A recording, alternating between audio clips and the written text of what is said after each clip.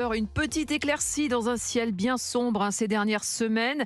D'après les premières estimations de l'INSEE dévoilées ce matin, Baptiste Morin, l'inflation a nettement ralenti en octobre. Oui, elle est tombée à 4% sur un an en octobre contre 4,9%. Ça, c'était au mois de septembre. Les prix de l'énergie ont diminué ces 31 derniers jours. Ceux de l'alimentation aussi. La tendance est bonne. C'est ce qu'explique Éric Pichet, professeur d'économie à Cage Business School. On est effectivement rentré sérieusement dans la phase de désinflation et on devrait arriver au fameux objectif de 2%, je pense peut-être fin 2024 ou en 2025, enfin relativement rapidement.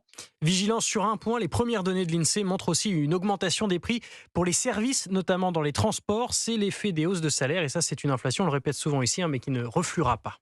Et la tendance à la baisse de l'inflation a déjà eu, Baptiste Morin, un impact sur l'activité économique au troisième trimestre. Oui, on a eu le chiffre ce matin de la croissance au troisième trimestre. Alors l'activité économique ralentit en France, mais elle ne recule pas, contrairement à la moyenne en zone euro. Ça tient à deux facteurs principaux. Et le premier, c'est la consommation des ménages. Après 8 trimestres consécutifs de baisse, soit 2 ans, elle augmente cette consommation. Un signal pour Charlotte de Montpellier, économiste chez ING. La consommation alimentaire, elle est très dépendante du pouvoir d'achat des ménages, parce qu'on sait que ceux qui ont les moins de moyens dépensent proportionnellement plus en alimentation. Et donc, le fait que ça reprenne, ça montre aussi qu'il y a quand même une amélioration en termes de pouvoir d'achat qui est là. Et ça se ressent dans la consommation, notamment la consommation alimentaire. Autre facteur, pour être tout à fait complet, autre facteur d'augmentation, ce sont les investissements de nos entreprises. Là, c'est une surprise. On pensait que les hausses de taux successives de la BCE allaient faire fléchir cet investissement. Pas du tout.